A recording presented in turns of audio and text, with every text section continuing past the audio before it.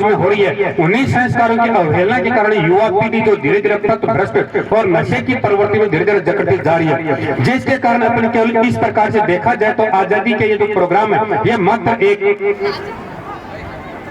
Simple भाषा में कहीं औपचारिकता मात्र होती जा रही है। क्योंकि जिन्होंने हमारे पूर्वजों ने इस देश के लिए अपना जो सर्वस्व न्यौछावर कर दिया था, तो उसको मेंटेन रखने के लिए हमारी उनसे भी बहुत बड़ी एक जिम्मेदारी है। उन्होंने तो जाते समय हमें एक आजादी का सिस्टम पकड़ा दिया था, लेकिन आज हमारी ये नैतिक जिम्मेदारी है कि उस आजादी के सिस्टम को हमें पूर्णतः सकारात्मक और नैतिक दायित्व की सोच के साथ उसको मेंटेन रखना है। जैसा कि आज देखने को मिलता है कि प्रत्येक व्यक्ति आज स्वार्थ की भावना में जकड़ा जा रहा है। मानता हूं कि स्वार्थ होना भी अच्छी बात है, होना भी चाहिए, क्योंकि स्वार्थ के साथ यदि सकारात्मक सोच हो तो निश्चित है उसके साथ आपका विकास भी जुड़ा हुआ है। लेकिन यदि उस स्वार्थ के साथ यदि आपकी सकारात्मक सोच नहीं हो तो निश्चित है कि वो विकास नहीं होकर के वो धीरे धीरे विनाश की प्रवृत्ति की ओर हमें धकेलता जा रहा है। आज जिस प्रकार से बार बार कई राजनीतिक मंचों से वैसा सुनने को मिलता है और देखने को भी मिलता है कि आज की जो शैक्षिक प्रणाली है वो रोजगार परक नहीं है, जबकि मैं मेरे व्यक्तिगत विचार से ऐसा बिल्कुल भी नहीं मानता, क्योंकि शैक्षिक जो सिस्टम है वो वास्तव में रोजगार परक है, लेकिन हम उसको अपने आप को उसके योग्य नहीं बना पा रहे। आज जैसा कि युवा वर्ग में बेरोजगारी की जो प्रथा है वो बहुत ज्यादा ग्रहण करके जा रही है। उसके पीछे कारण क्या है? उसके पीछे कारण ये है कि कुछ तो इस प्रकार की नीतिगत जो निर्णयावली है, नियमावली है, वो भी काफी हद तक जिम्मेदार है। जिस प्रकार से आज देखा जाता है कि अभिभावक के विद्यालय में जब बच्चे का प्रवेश करवाते हैं तो कभी भी शायद मेरे विचार से ऐसे बहुत ही कम जागरूक अभिभावक होंगे जो कभी विद्यालय में अपने बच्चे की प्रोग्रेस के बारे में कभी शायद व्यक्तिगत रूप से संपर्क नहीं करते होंगे। इसलिए छोटा सा अभिभावकों से मेरा एक व्यक्तिगत निवेदन भी है कि आप अपने बच्चे का जब विद्यालय में प्रवेश करवाएं तो नियमित रूप से आप उस विद्यालय के संपर्क में रहें, बच्चे की प्रोग्रेस रिपोर्ट का आकलन करते रहें, क्योंकि वास्तविकता आजकल ये हो गई है कि भाई स्कूल में बच्चे की फीस जमा करवा दी जाती है और बच्चे के भविष्य को उस फीस के साथ तोला जाता है।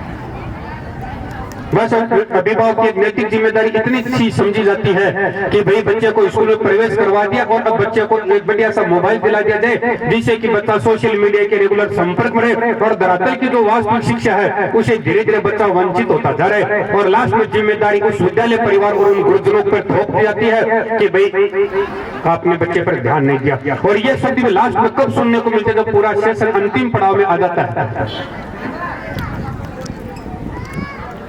हम एक इस प्रकार की आजकल मानसिकता हो गई है कि विद्यालय संचालन एक व्यवसाय हो गया, क्योंकि वास्तविकता ये कि विद्यालय संचालन एक व्यवसाय नहीं है, ये एक बच्चे के भविष्य के निर्माण में माँ बाप के साथ कंधे से कंधा मिला करके गुरुजनों का एक सहयोग है। और जब एक दिन पति पत्नी का जो दाम्पत्य जीवन है जिस प्रकार से रेल की पटरी की तरह बच्चा उसमें एक कनेक्टर की भूमिका निभाता, उसी प्रकार से अभिभावक और विद्यालय के बीच में बच्चा भी एक कनेक्टर की भूमिका निभाता है। लेकिन हम अपनी जिम्मेदारियों से धीरे धीरे वंचित होते हुए और सिंगल साइडेड इस जिम्मेदारी का निर्वहन की अपेक्षा अपन करते हैं कि विद्यालय परिवार और गुरुजनों के द्वारा इस बच्चे के भविष्य की जिम्मेदारी का निर्वहन किया जाएगा। क्यों? क्योंकि कारण ये आज अभिभावक के द्वारा मात्र बच्चे के भविष्य को केवल एक फीस से तोला जा रहा है। ये बड़ी बहुत ही दुर्भाग्य की बात है, क्योंकि जिस प्रकार से आजादी की अपन बात करते हैं और यदि अपन अपने शैक्षिक स्तर को सुधार करके अपने आप को आत्मनिर्भर स्वावलंबी बनाने की नहीं सोच पाएंगे तब तक आजादी का भी अपने आप में मेरे व्यक्तिगत विचार से शायद कोई महत्व नहीं रहेगा। फिर बाद में आजादी के पर्व मात्र एक परंपरा की लीक देखते हुए साबित होने लग जाएंगे। आज जैसा कि युवा वर्ग में देखा जाता है, क्योंकि सामने काफी सारे युवा कैंडिडेट बैठे हैं, कईयों से जब व्यक्तिगत संपर्क भी होता है तो उनके द्वारा ऐसा ही कहा जाता है, क्या कर रहे हो बेबी? गुरुजी अभी तो कॉलेज करा, कोई तैयारी नहीं, बाद में देखेंगे। यानी कहने का मतलब है कि उसकी एक छोटी सी सोच इस प्रकार की हो गई है कि वो 1 वीक सीरीज वगैरह का सहारा लेगा और कुछ अल्प 5-10 रट करके कॉलेज की परीक्षा से उत्तीर्ण हो जाएगा, लेकिन उसको बाद में देखने पर ऐसा लगता है कि आज जब वो साक्षरता की श्रेणी का आकलन करते हैं, शायद MA BEd एक आम साक्षर की श्रेणी में आज के जमाने में धरातल को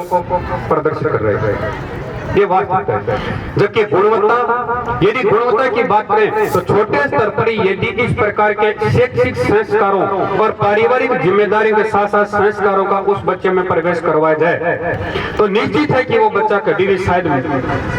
बेरोजगार नहीं रह सकता, क्योंकि हर हाथ तो रोजगार है। बस थोड़ी सी समस्या यह है कि हमें उस रोजगार के लिए अपने आप को योग्य बनाने की आवश्यकता है। जिस प्रकार से परीक्षाओं की बात होती है तो परीक्षा में हर विद्यार्थी